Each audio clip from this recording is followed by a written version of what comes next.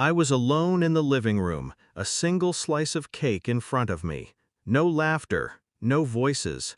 The house was hollow, like a church without a congregation. I glanced at my phone. A message from her. Call me. Urgent. I looked at it. Really looked. A cold, calculated glance. The screen flickered, sending a brief ghostly glow across my face. 52 missed calls. From her. From my wife. The same woman who had promised me forever. The one who hadn't shown up to my birthday, not even with our daughter. I smiled, not because it was funny, not because I was amused, but because I had known this would happen. Everything had fallen into place just as I had planned. It wasn't the missed calls. It wasn't the fact that everyone had bailed on my birthday. It wasn't even the fact that my own wife, my own flesh and blood, hadn't come to celebrate the day I was supposed to feel loved. No, it was something deeper, a nagging sense of doubt that gnawed at the back of my mind.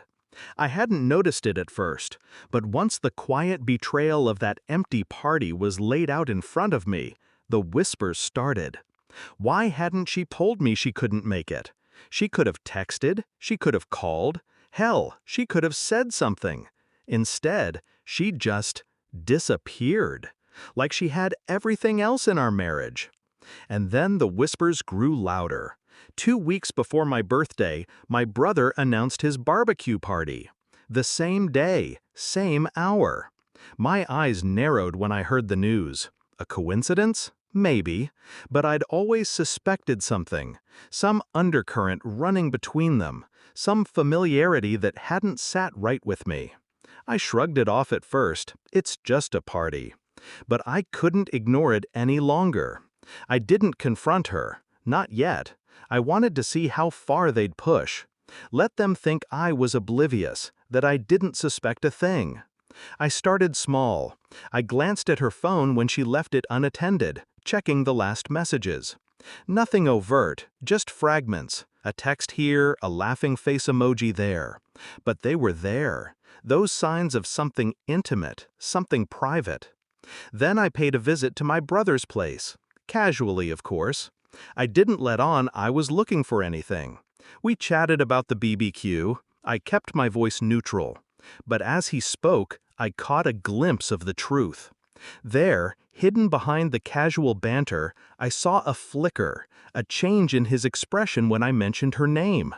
It wasn't a slip of the tongue, it was a flash of guilt, a tremor. But not enough to confirm anything, not yet. I wasn't foolish. I didn't dive in without more evidence. I tracked her, quietly, subtle. Little things. The way her eyes wandered when she thought I wasn't looking. The way she hesitated before responding to simple questions. The time she spent at the office, more than usual, with no real explanation. And then, the clincher, a single name on her phone. A name I didn't recognize. I made a mental note. It was a Thursday afternoon. She had been out for hours, and I finally had the evidence, the phone records, the times, the places. Everything fit together perfectly, like a puzzle I had spent weeks assembling. She was with him, at his place, on the night she told me she was working late. I picked up the phone, my hand steady as I opened the messages. Every conversation was a testament to their deceit. Secret meetings, stolen moments, whispers behind closed doors. I sat there in silence for what felt like an eternity. The evidence was irrefutable. I had everything I needed, but I didn't call her. Instead, I sent her a message. "Where are you?" She replied quickly, her words laced with nervous urgency. "I'm at work. Why?" I didn't answer immediately. I took a deep breath. This wasn't about confrontation. This was about control. I slid the phone across the table, staring at the screen.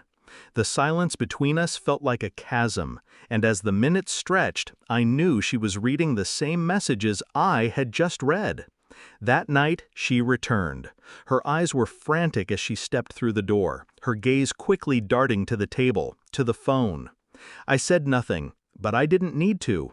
The look on her face, the way she froze mid-step, it was all the confession I needed. "I didn't think you'd find out," she whispered, her voice cracking.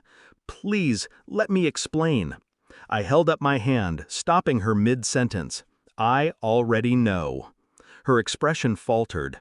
For a split second, she looked like she might break, like she might collapse under the weight of her own lies.